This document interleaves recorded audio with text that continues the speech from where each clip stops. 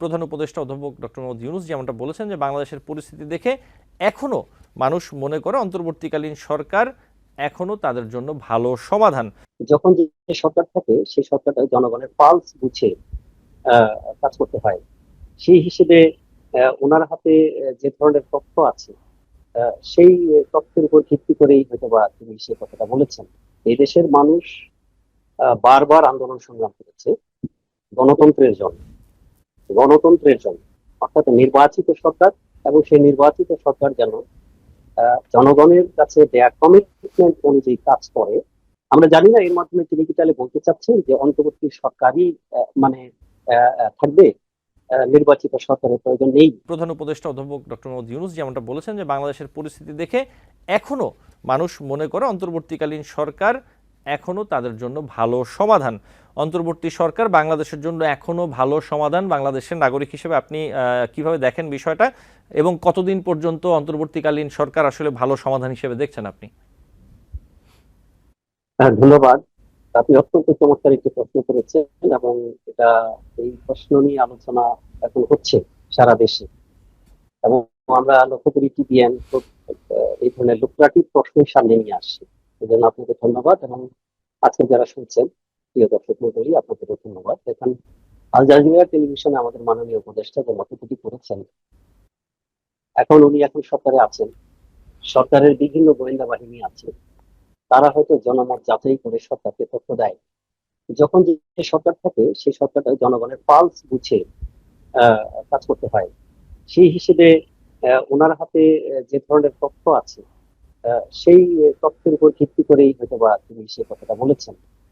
কিন্তু এখানে একটা জিনিস বোঝার ব্যাপার হলো, এই দেশের মানুষ বারবার আন্দোলন সংগ্রাম করেছে গণতন্ত্রের জন্য, গণতন্ত্রের জন্য, অর্থাৎ নির্বাচিত সরকার, এবং সেই নির্বাচিত সরকার যেন জনগণের কাছে দেয়া কমিটমেন্ট অনুযায়ী কাজ করে, সুশাসন প্রতিষ্ঠা করে, ন্যায় বিচার প্রতিষ্ঠা হয়। এই নিশ্চয়তার জন্যই কিন্তু মানুষ একটা নির্বাচিত সরকার চায়।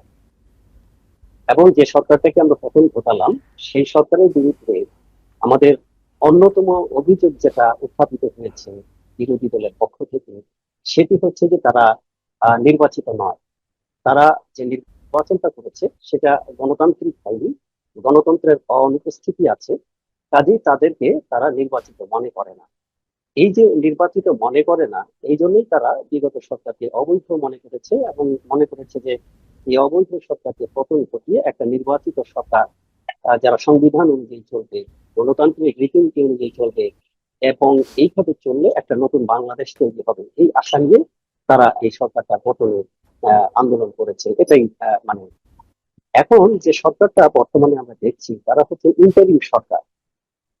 তাদের কাজ তাদের কাজ হলো যে তাদেরকে যে দায়িত্বটা দেওয়া হয়েছে, জনগণ তাদেরকে রাস্তায় নেমে একটা দায়িত্ব দিয়েছে যে তারা যে ধরনের সরকার আকাঙ্ক্ষা করে সেই ধরনের সরকার প্রতিষ্ঠার জন্য যে রাস্তাটা সেটা তারা বাস্তবায়ন করবেন। জনগণ কিন্তু তাদেরকে ক্ষমতায় থেকে গণতন্ত্র দিবেন বা অন্য কিছু করবেন এই জন্য দায়িত্ব কিন্তু দেয়নি। তারা হচ্ছেন রেফারি। তারা কি করবেন? তারা তারা লেভেল প্লেইং ফিল্ড তৈরি করবেন, এবং একটা নির্বাচিত সরকার প্রতিষ্ঠার জন্য যা যা করা দরকার সেটি করার জন্য তাদেরকে কিছু সংস্কারের কাজ করতে হবে। সেই সংস্কারের জন্য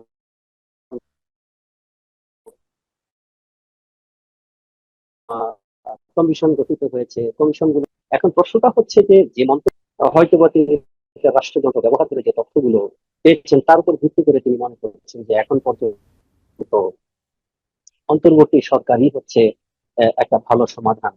আমরা জানি না এর মাধ্যমে তিনি কি তাহলে বলতে চাচ্ছেন যে অন্তর্বর্তী সরকারই মানে থাকবে, নির্বাচিত সরকারের প্রয়োজন নেই। কারণ আমরা তো বিগত দিনগুলোতে দেখেছি যে অনেকগুলো নির্বাচিত সরকার বাংলাদেশে এসেছে। 1990 সনে একটা বড় আন্দোলনের পর একটা নির্বাচিত সরকার এসছে, কিন্তু সেই নির্বাচিত সরকার সুষ্ঠু গণতন্ত্র দিতে পেরেছে কিনা এটা নিয়ে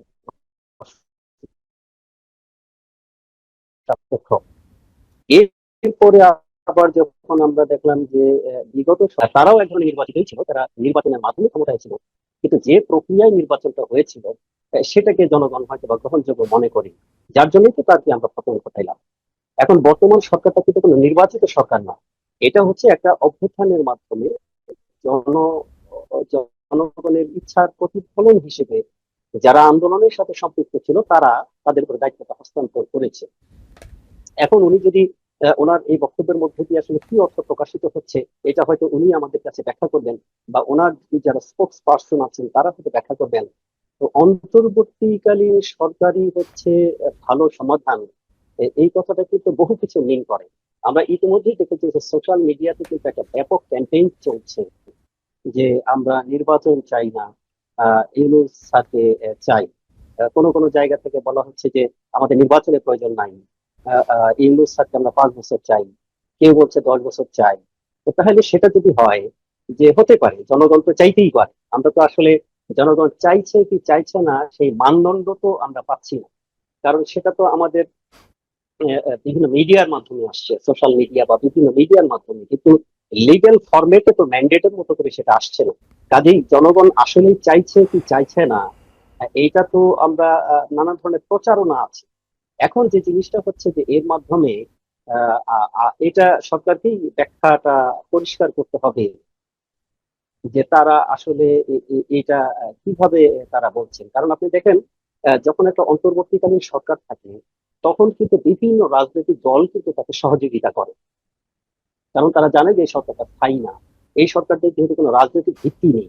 কাজে এই সরকারটাকে পরিচালনা করার জন্য এই মুহূর্তে কিন্তু সব রাজনৈতিক দল তাকে সহযোগিতা করছে, এই আশায় যে তারা একটা সুন্দর একটা পরিবেশ তৈরি করবে, যেই পরিবেশের উপর ভিত্তি করে তারা জনমত সংগঠিত করে তারা আবার সরকারে যাবে।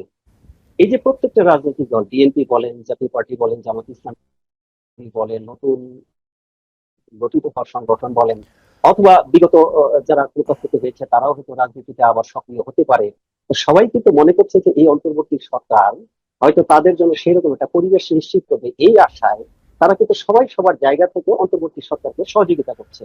এই সহযোগিতা করার কারণেই কিন্তু আপাত দৃষ্টিতে আমরা দেখছি যে বর্তমানে যে রাজনৈতিক পরিস্থিতি এই পরিস্থিতিতে আছে। কিন্তু যখনই এটা প্রমাণ হয়ে যাবে যে এই সরকার আসলে তাদেরকে সেই অবস্থাটা করতে চাচ্ছে না, আসলে তাদের আবার নিজস্ব কোনো এজেন্ডা আছে, এটা যদি স্পষ্ট হয়ে যায় তাহলে কিন্তু আবার এই যে রাজনৈতিক দলগুলো যে সমর্থনটা তাদেরকে দিচ্ছে সেই সমর্থনটা তারা কিন্তু উল্টো করে নেবে। যখনই তারা জি। সমর্থনটা উল্টো করে নেবে তখন তো আপনি কোন সমর্থনের উপর ভিত্তি করে ক্ষমতায় থাকবেন, ফলে কিন্তু আপনার একটা বিশৃঙ্খলা সৃষ্টি হয়ে যাবে, যেই বিশৃঙ্খলা থেকে আবার রাষ্ট্র আরেকটা বিপর্যয়ের দিকে যেতে পারে। নিউ ইয়র্ক থেকে সম্প্রচারিত TVN 24 টেলিভিশন বিশ্বজুড়ে বাঙালির কণ্ঠস্বর।